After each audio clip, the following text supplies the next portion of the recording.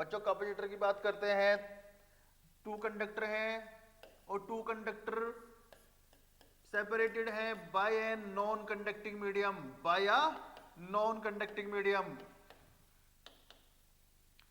Non conducting medium.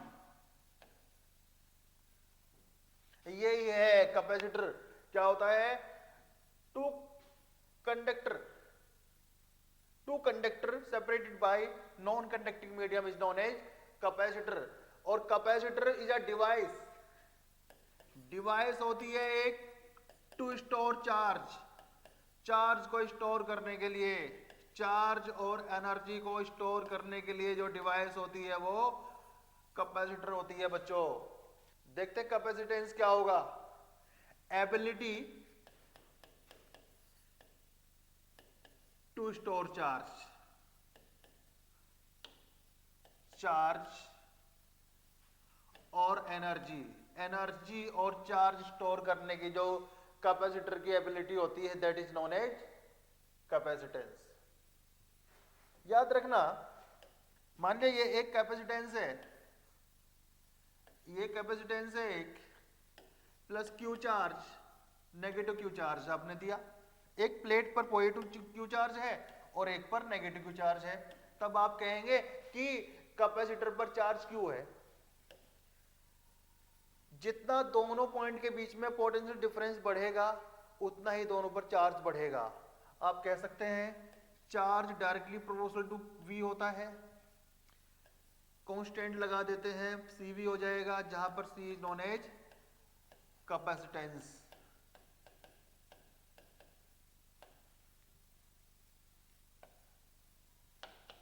एक चीज याद रखिएगा, कैपेसिटेंस जो होता है, कैपेसिटेंस जो होता है बच्चों वो V पर Q पर डिपेंड नहीं करता।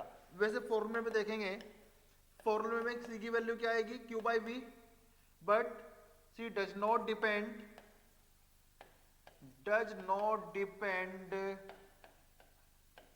On Q and V, it depends on shape, size and material between plates।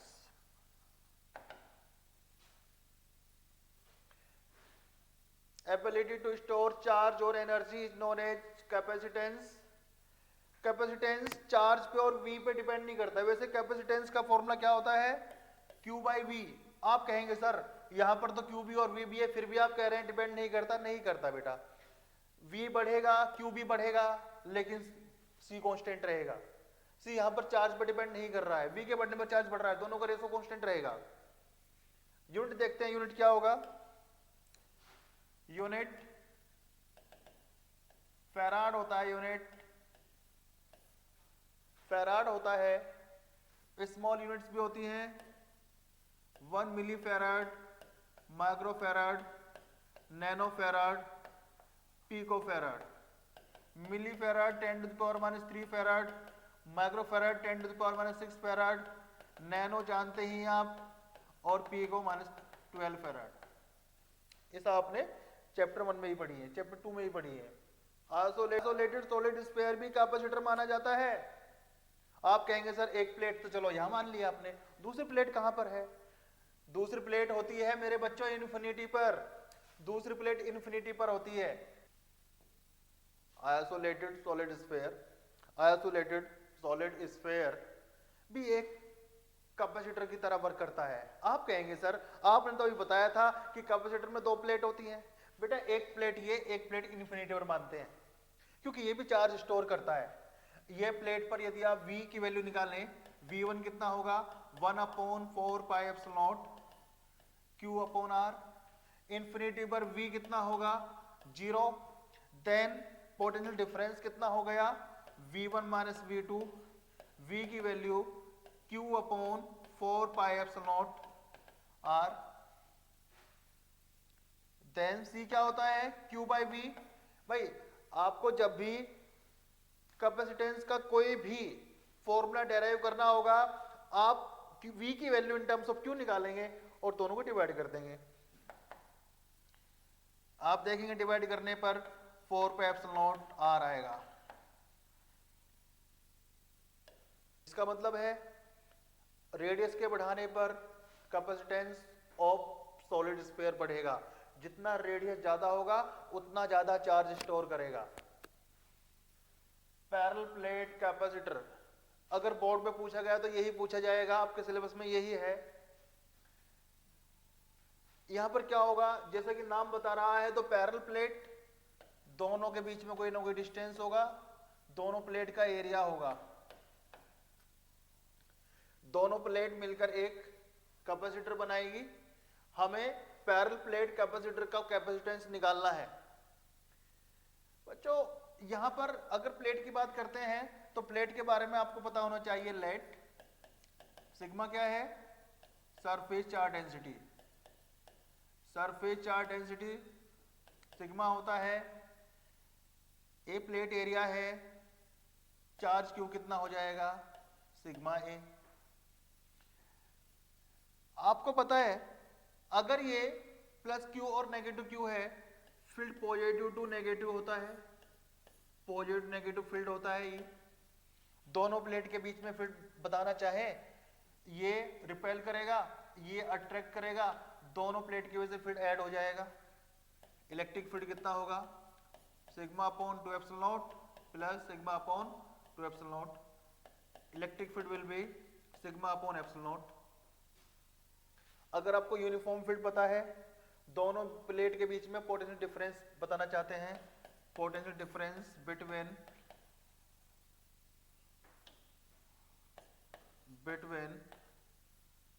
plates, V will be A into D, V will be sigma D upon epsilon naught. Now capacitance निकालने के लिए Q by V, Q sigma A upon sigma D upon epsilon naught. Sigma cut जाएगा, epsilon naught A by D। तो यहां पर हमने देखा C depend कर रहा है epsilon naught A by D। Area पे, डिस्टेंस पे, डिस्टेंस जितना बढ़ाएंगे उतना कैपेसिटेंस डिक्रीज होगा, जितना एरिया बढ़ाएंगे उतना कैपेसिटेंस बढ़ेगा। कैपेसिटेंस दोनों के बीच में मीडियम पे डिपेंड करता है। यदि यहां पर हमने एक मीडियम फिल कर देते हैं जिसका डायरेक्टिव कांस्टेंट K है, तब कैपेसिटेंस हो जाएगा epsilon not K A by D।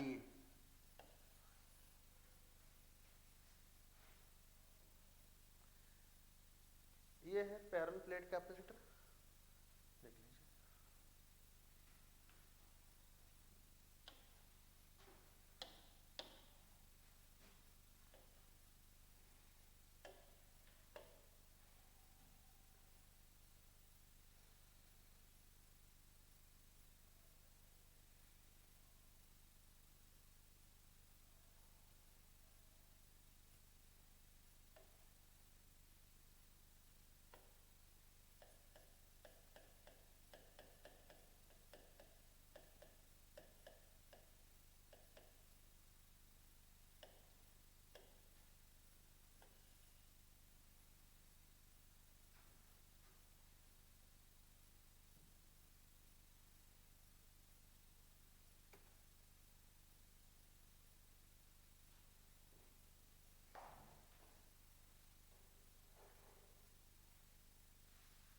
Capacitor in series combination, series combination में ध्यान ये रखना है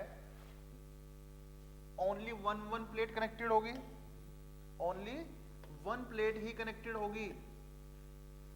दो कैपेसिटर की ओनली एक एक प्लेट कनेक्टेड होगी, दूसरी एक एक प्लेट, ओनली एक प्लेट दो दो में कॉमन होगी। जितना चार्ज यहां से जाएगा प्लस क्यू माइनस क्यू, उतना ही चार्ज यहां पर भी जाएगा plus Q minus Q plus Q minus Q. यहां पर चार्ज इक्वल होता है, पोटेंशियल डिफरेंस क्या होता है, change. V1 potential difference divide हो जाएगा V1 plus V2 plus V3। V equivalent capacitance C है तो Q by C equal Q by C1 Q by C2 Q by C3। Then parallel combination में 1 by C 1 by C1 1 by C2 1 by C3। Parallel combination का formula ये हो जाएगा।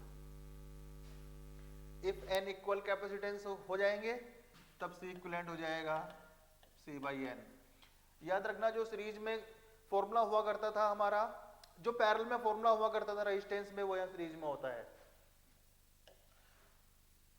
Capacitor in parallel, तीनों plate आपस में connected होंगी, हर एक की दोनों प्लेट आपस में कनेक्टेड, पहली प्लेट फर्स्ट प्लेट के साथ, दूसरी प्लेट दूसरी प्लेट के साथ। तब चार्ज, जितना चार्ज यहां पर फ्लो करेगा, चार्ज 3 पार्ट में डिवाइड हो जाएगा, Q1 Q2 Q3। सभी की प्लेट एक ही पॉइंट से कनेक्टेड है। जब सभी की प्लेट एक ही पॉइंट से कनेक्टेड है तो सभी का V सेम रहेगा। Then total charge Q equal Q1 plus Q2 plus Q3, CV equal C1V C2 V C3V। V cancel out हो जाएगा, C equal C1 plus C2 plus C3। If n capacitors are connected in series combination, then C equivalent will be NC।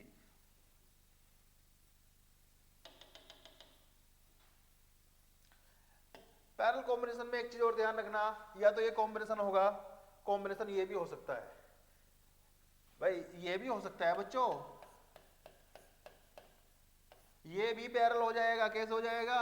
दोनों connect कर देंगे, ये भी यही है भाई। हर एक प्लेट यहां पे कनेक्टेड है, हर एक प्लेट ए से भी कनेक्टेड है, दूसरी प्लेट बी के साथ भी कनेक्टेड है, तो ये हमारा पैरेलल कॉम्बिनेशन ये भी हो सकता है। Energy stored in capacitor,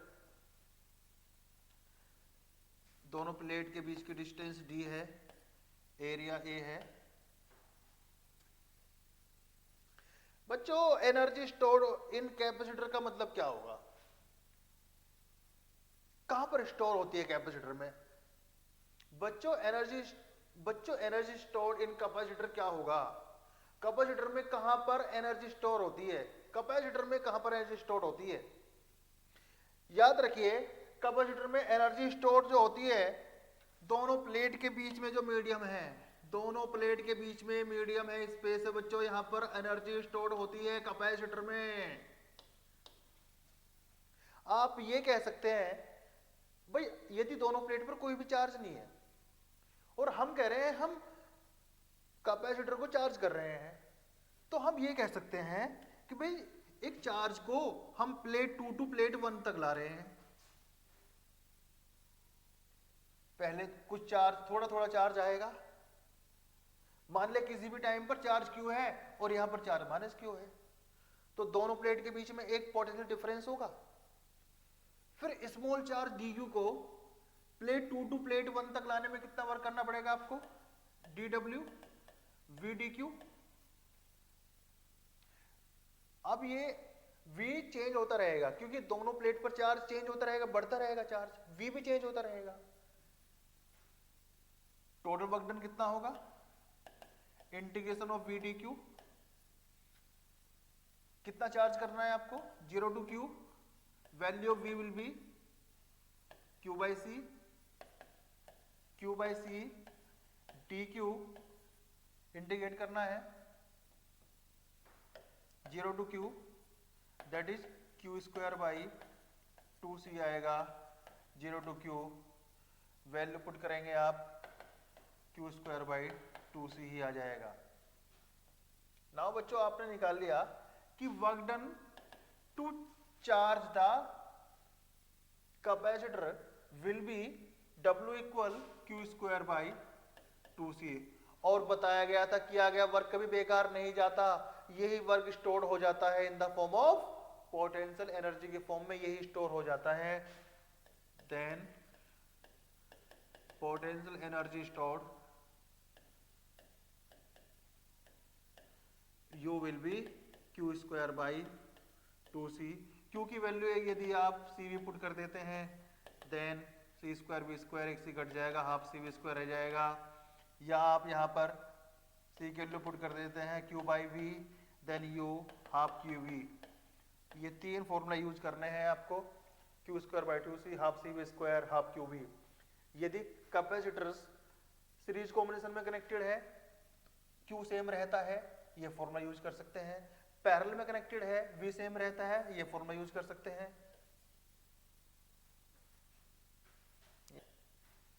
common potential, दो कैपेसिटर है, दोनों को आपने चार्ज कर लिया है by V1 and by V2, by V1 and V2 दोनों को आपने चार्ज कर लिया है। पहले वाले पे कितना चार्ज होगा C1 V1, दूसरे पे कितना चार्ज होगा C2 V2। अब आपने बैटरी डिस्कनेक्ट कर दी है, ध्यान रखना बैटरी डिस्कनेक्टेड होती है तब चार्ज सेम रहता है, और यदि बैटरी कनेक्टेड होती है तब पोटेंशियल डिफरेंस सेम रहता है, V सेम रहता है।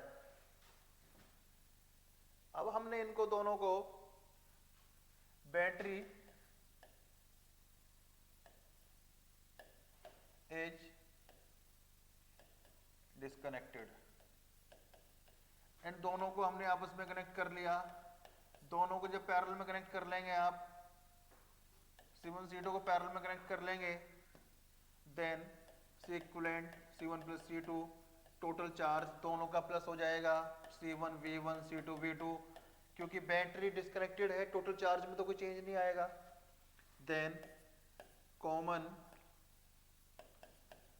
पोटेंशियल कितना होगा, दोनों को कॉमन क्योंकि पैरेलल में है, Q बाई सी हो जाएगा C1 V1 plus C2 V2 upon C1 plus C2। अब ये दोनों का कॉमन पोटेंशियल ये होगा बच्चों।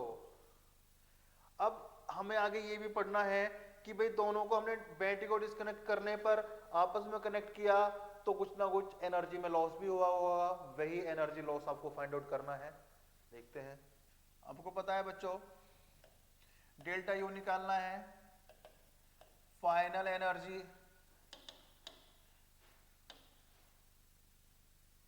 Initial energy minus final energy, minus final energy. दोनों कैपेसिटर को आपने बैटरी, दोनों कैपेसिटर को आपने V1 एंड V2 से चार्ज किया था, हाफ C1 V1 का स्क्वायर हाफ C2 V2 का स्क्वायर माइनस दोनों कंबाइन होकर C1 प्लस C2 V आएगा V square half C1 V1 square plus half C2 V2 square plus minus half C1 plus C2 C1 V1 plus C2 V2 upon C1 plus C2 का whole square. एक ये cut जाएगा, एक यहाँ रह जाएगा 1/2 C1 V1 square plus 1/2 C2 V2 square minus एक cut जाएगी, पावर दो पावर हैं तो एक रह जाएगा नीचे C1 V1 plus C2 V2 का square upon 2 C1 plus C2 upon में 2 C1 प्लस C2 एलसीएम है क्योंकि यहाँ 2 है, यहाँ भी 2 है, यहाँ भी 2 है, C1 प्लस C2 भी है, मल्टीप्लाई करेंगे 2 कट जाएगा C1 into C1 plus C2 V1 square C2 into C1 plus C2 V2 square minus C1 V1 C1 का स्क्वायर V1 का स्क्वायर C2 का square V2 square 2 C1 C2 V1 V2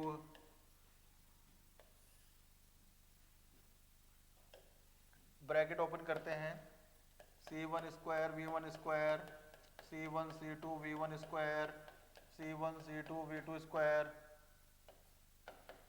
C2 square V2 square minus C1 square V1 square C2 square V2 square 2 C1 C2 V1 V2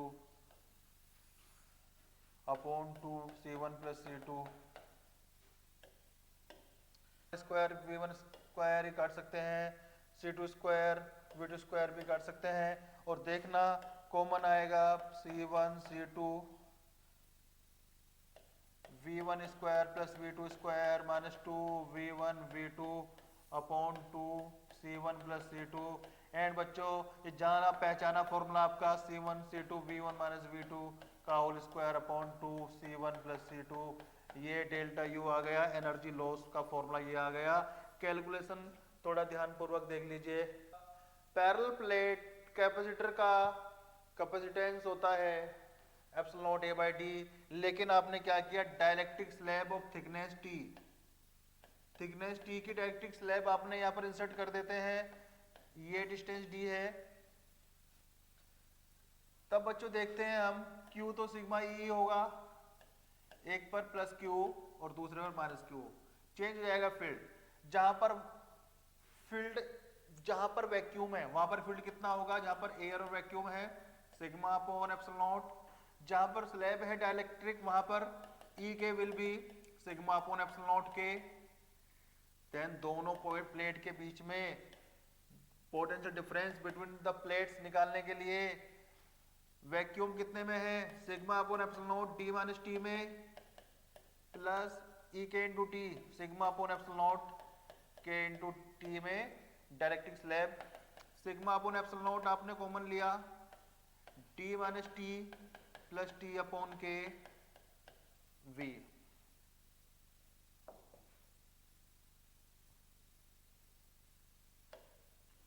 C will be Q by A sigma A upon sigma upon epsilon naught D minus T plus T upon K. Sigma cut जाएगा, C will be epsilon naught A upon D minus T plus T upon के।